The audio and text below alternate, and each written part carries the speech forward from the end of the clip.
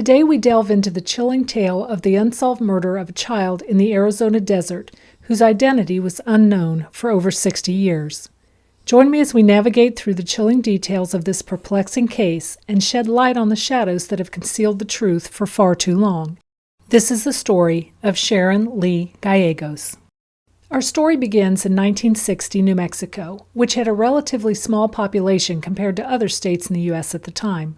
With a mix of Native American, Hispanic, and Anglo communities, the state's rich cultural heritage continued to shape its artistic and cultural scene. The Santa Fe and Taos areas were hubs for artists, writers, and intellectuals. The state's economy was marked by its dependence on agriculture, oil, and natural resources. However, a shift towards more diverse industries with the expansion of military bases and research facilities was beginning to contribute to its economic growth. There were advancements in technology and space exploration, with the White Sands Missile Range a key location for testing missiles and rockets.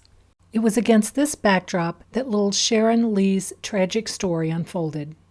Just 6 weeks shy of her 5th birthday, Sharon, the daughter of Guadalupe Gallegos, had light brown hair, brown eyes, and a light complexion. Described as a feisty little girl, she loved playing outside and running errands to the little grocery store situated around the corner from her home. Sharon lived with her mother, grandmother, 2 siblings, and 6 other relatives at 512 Virginia Avenue in Alamogordo, New Mexico. Sharon's father, a U.S. service member, had abandoned the family 5 years earlier, and Sharon had no contact with him. Her family was not wealthy, and Sharon's mother supported the family by working as a maid at a local motel. Despite the financial limitations, the Gallegos family was close-knit. At approximately 3 p.m. on July 21, 1960, while playing with 2 cousins in the alley behind her home, Sharon was abducted in full view of relatives standing at the kitchen door. A dirty green car, thought to be a 1951 or 52 Plymouth or Chrysler, pulled up to the little girl. A man and woman were in the car. The couple offered to buy Sharon some candy and new clothing if she would get in the car with them. When she refused, she was dragged by the arm into the car by the female abductor. Before her relatives could react, the car sped away, turning west on 5th Street at high speed. Police were immediately called, and within 1 hour had set up roadblocks at the Texas-New Mexico border, ultimately searching numerous vehicles matching the description given by the eyewitnesses. Chief of Police Clarence Walker would take charge of the investigation with the help of the Sheriff's Department, State Police, and ultimately the FBI. Witnesses described the occupants of the car as a short, heavy-set Caucasian woman in her 30s with dirty blonde to brown hair. The man was described as a fair, thin Caucasian with a long nose and straight, sandy-colored hair. Sharon was described to police as approximately 3 feet 6 inches tall with light brown hair. She was wearing pink shorts and white shoes. She did not have a shirt on. Police would soon come to learn that the couple may have been stalking Sharon for several days, if not weeks. A neighbor, Helen Gonzalez, came forward to report that she had noticed a dark green vehicle matching the description provided by the eyewitnesses parked in the alley behind the Gallegos residence after church the prior Sunday, July 17th. Another neighbor, 16-year-old Mary Lou Badal, informed investigators that shortly before the actual abduction, she observed the vehicle with its occupants intently staring at the Gallegos residence. Mary Lou's sister, 11-year-old Dolores, was adamant she had observed the same vehicle parked outside the Gallegos residence shortly before the actual abduction, as she and Sharon had walked toward the vehicle en route to the local grocery store. Although investigators remained open-minded as to the actual motive for the child's abduction, the circumstances surrounding the abduction and apparent stalking indicated the child had been specifically targeted. By July 28th, investigators announced the possibility that a relative or possible acquaintance of the Gallegos family was the abductor had failed to bear any fruit. While the New Mexico authorities continued their search for Sharon, on July 31st, 1960, a Las Vegas schoolteacher named Russell Allen, who had been searching for rocks to decorate his garden, found the partially buried body of a female child in Sandwash Creek bed on Old Alamo Road in Congress, Arizona. When police arrived to the scene, which was approximately 30 miles from the town of Wickenburg and roughly half a mile west of Highway 93, they found the badly decomposed body of a small child, clothed in red shorts and a buttoned blue blouse with a distinctive vertical pattern.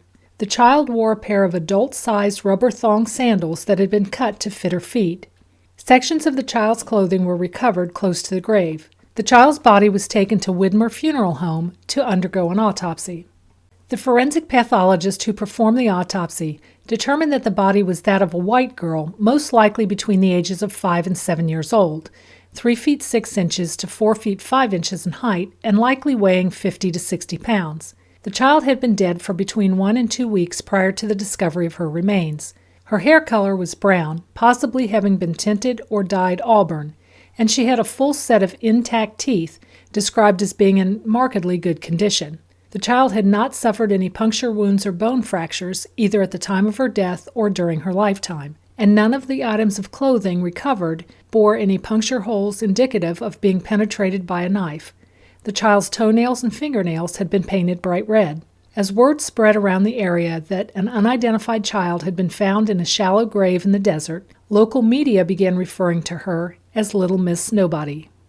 Investigators at the scene believed that 2 separate attempts to dig an alternate grave for the child's body had been made, due to disturbances in the sand close to the actual burial site. Tire impressions indicated the perpetrator had driven off Highway 93 to the actual disposal location before turning around in their vehicle. 2 sets of footprints were discovered at the crime scene, one of which had been made by an adult, the other possibly by the sandal-footed child.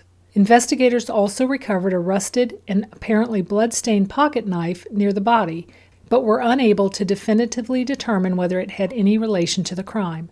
The clothing, knife, and footprint impressions were sent to the FBI laboratory to undergo further examination.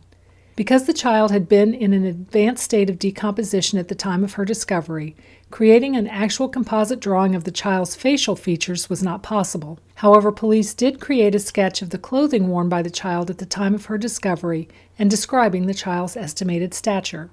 With active assistance from the local media, private citizens, and other officials, the Yavapai County Sheriff's Office worked tirelessly in their efforts to discover the child's identity. An all-points bulletin was initially broadcast across all police radio and teletype networks, and numerous individuals previously convicted of various offenses involving young children were subjected to prolonged interrogations. The sheriff's office also received dozens of letters, telephone calls, and telegrams in response to their nationwide public appeals for information. Any possibility the child had been any known missing young girl was investigated. Investigators initially considered the child to be potentially Sharon, based upon her age and both the date and proximity of her disappearance.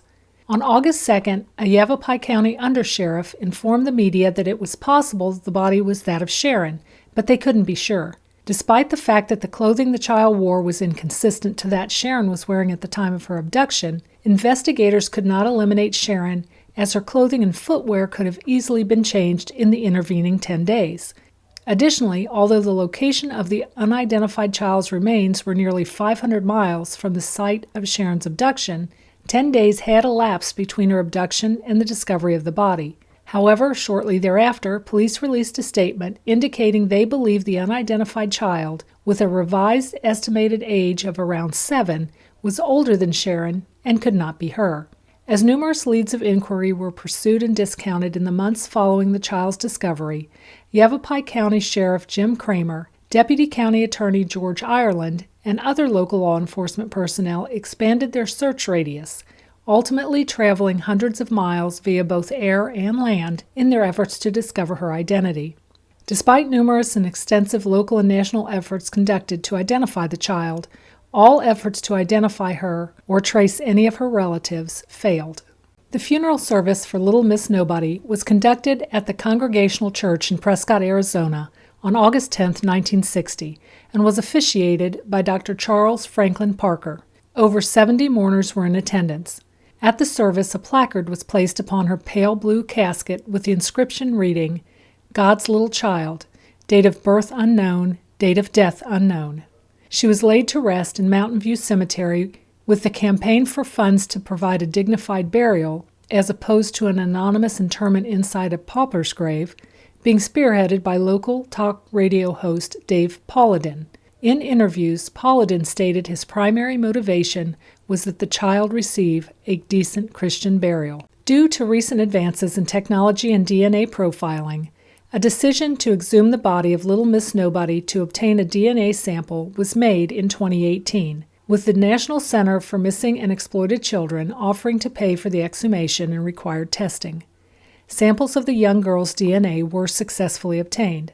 A renewed forensic examination of Little Miss Nobody's remains following her 2018 exhumation determined the highest likelihood of the child's age as between 3 and 6 years old, with her height most likely being 3 feet 6 inches. The University of North Texas Center for Human Identification also created a detailed forensic facial reconstruction of the child, depicting how she may have appeared in life. She was then reburied at the Mountain View Cemetery. In January 2022, samples of the child's DNA were sent to Orthram Lab in the hope advances in forensic genealogy may identify a close relative of the child and establish her identity. At a press conference on March 15, 2022, the Yavapai County Sheriff's Office announced that Little Miss Nobody had been identified as Sharon Lee Gallegos. A spokesman for the Yavapai County Sheriff's Office informed all the media present of his hope that nobody would again refer to her by the moniker by which she had been known since 1960. Sharon Lee Gallegos was reburied on the grounds of St. Francis de Paula Catholic Church in Tularosa, New Mexico, on October 25, 2022. She was laid to rest in the same grave as her mother and grandmother following a small ceremony attended by the surviving family members. Investigations into Sharon's abduction and murder are ongoing, with the primary focus being upon identifying the abductors and determining the precise chain of events to occur in the 10 days between the actual abduction and the discovery of her body. The discovery and identification of Sharon's remains cast a bittersweet light on a case that had long lingered in the shadows of unanswered questions.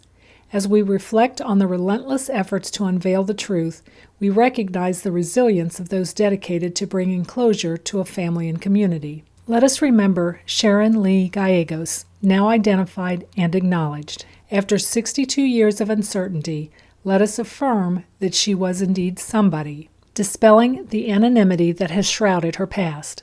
Until next time, stay curious, stay vigilant, and may the truth reveal itself in the shadows.